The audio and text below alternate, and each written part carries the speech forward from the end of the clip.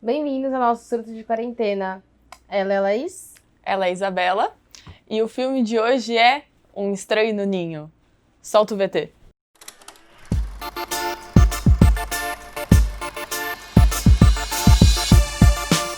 Bom, a história começa com o McMurphy, ele chegando, né, nesse manicômio, que é um hospital psiquiátrico, né? E a gente não sabe muito bem por que ele tá ali, o que acontece.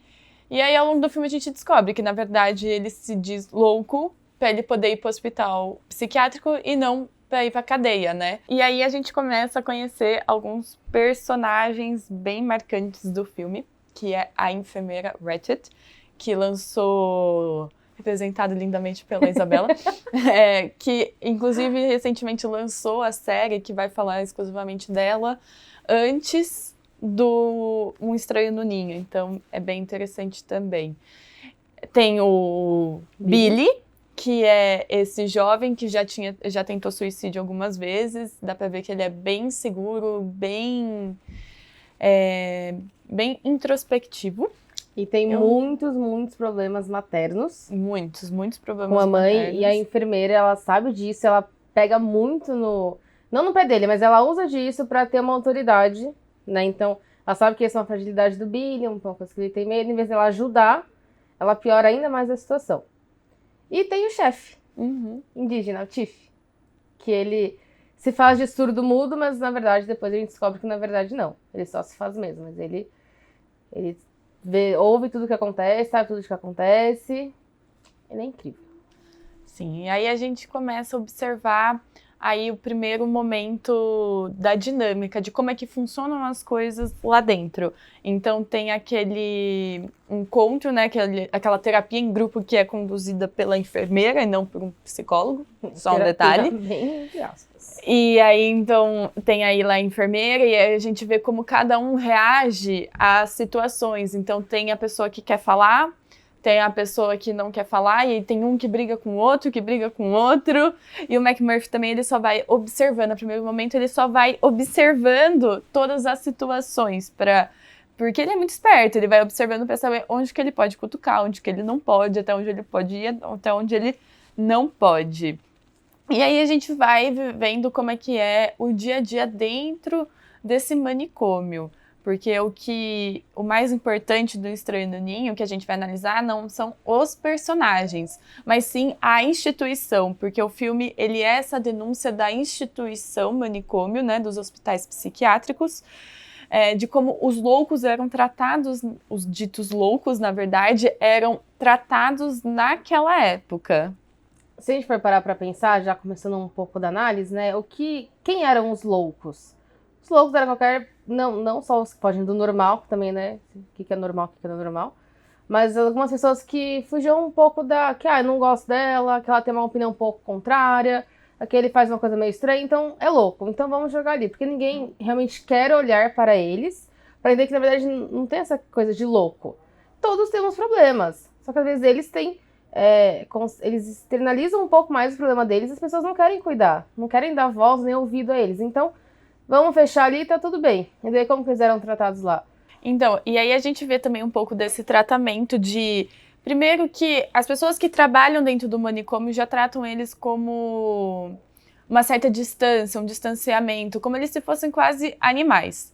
Eu acho interessante que a gente pode ver tanto no Estranho no Ninho quanto na série alguns tratamentos que fogem do que a gente está acostumado a ver hoje em dia, como, por exemplo, a lobotomia, né? Na série tem uma cena que mostra bastante isso, como que era feito. Uns tratamentos radicais para curar o homossexualismo. Então, é bem interessante ver como isso vai mudando também, como isso mudou ao longo do tempo e como os ditos loucos eram feitos para sofrer. Eles estavam lá para sofrer e não para ter um tratamento efetivamente. E quando o McMurphy chega, ele tem esse ar de autoridade já, né? E ele é bem esperto, na verdade. Então ele se dizia louco pra não ter que ir pra uma prisão pra ir lá, porque ele sabe que não iam fazer nada com ele, porque ele tinha total noção do que estava acontecendo, de quem era ele. ali se passava porque era uma vida melhor do que ser preso e ficar numa cadeia. E ele chega e ele vê o comportamento de todos os indivíduos lá, e a chegada dele traz uma grande mudança no comportamento de todos da instituição. Porque ele chega ação e ele fala, vamos fazer isso, vamos fazer aquilo. Pô, vocês não agem, vocês não fazem nada, nunca pensaram em sair daqui? E ele começa uma movimentação assim, e os indivíduos começam a mudar junto com ele. A enfermeira olha isso, percebe e fala, não estou gostando do que está acontecendo. Então tem a cena que ele pede para trocar os horários, que era para ter a TV, que ele queria assistir o jogo. Então todo mundo quer assistir o jogo, levanta a mão. Daí a maioria levanta, no primeiro momento não, mas depois a maioria levanta a mão. E assim ela fala, não vou deixar, tipo, você perdeu a primeira vez e agora não adianta mais. Então ela começa a incomodar com ele porque ela tem a autoridade dela. E ele chega com a autoridade dele. Então começa meio que uma guerra de autoridade entre eles. E quem sai ferido, né, vamos dizer assim, são os indivíduos de lá mesmo, né? Sim, tanto que tem quando ele rouba o ônibus pra ir, que eles dão um passeio de barco, tudo. Depois ele sofre com isso, que ele sofre com eletrochoque, que mostra as cenas. Aí não acontece nada de sequela com ele, mas também tem todo esse tratamento que não é o adequado. Você vai eletrocutar as pessoas, mas não vai mudar elas de quem elas são. E enfim, a gente vai mudando, vai percebendo a dinâmica, a gente vai percebendo como as pessoas vão começando a se questionar sobre o mundo fora dali.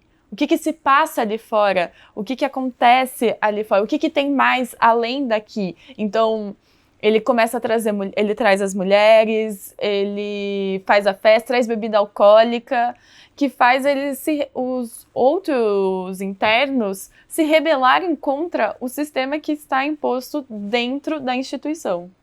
É muito aquilo como se por tanto tempo você vivesse num lugar que você acha que aquele é o lugar correto para você, que aquele lugar tá bom. E quando vem alguém e abre a porta e fala, não existe só esse lugar não é bom para você.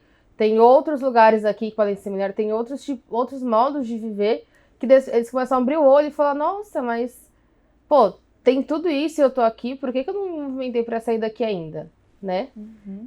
E tem a cena das mulheres, que eles amam as mulheres, é uma cena muito importante pro Billy, porque o Billy, ele fica com uma mulher, ele que tem problemas maternos, tem problemas com mulheres, ele fica com uma mulher. E ele fica muito feliz, muito feliz. Só que a enfermeira não gosta.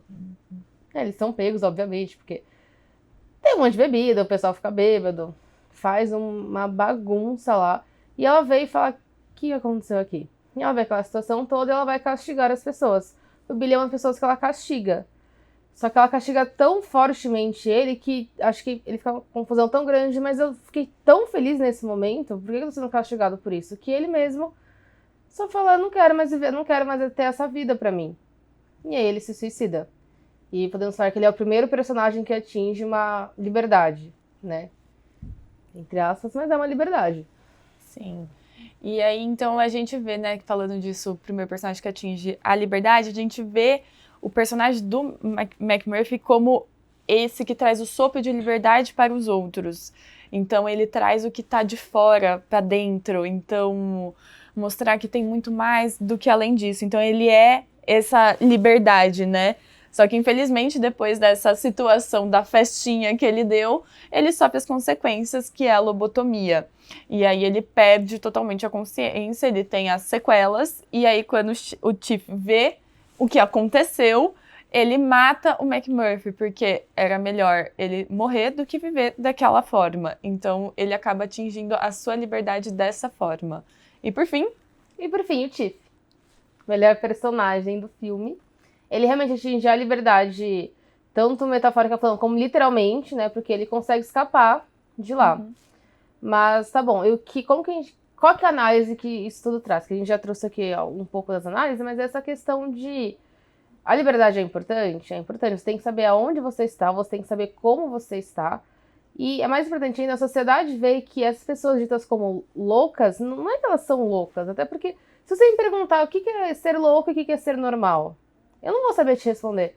O que é normal pra mim pode não ser normal pra Laís, e vice-versa, o que é uma coisa que eu acho, meu Deus, que pessoa louca fez aquilo. Ela pode falar assim, não, Eu não acho. Então, é muito subjetivo o que é normal, o que não é, o que é louco, o que não é. E a gente não pode julgar os outros pelas nossas próprias experiências.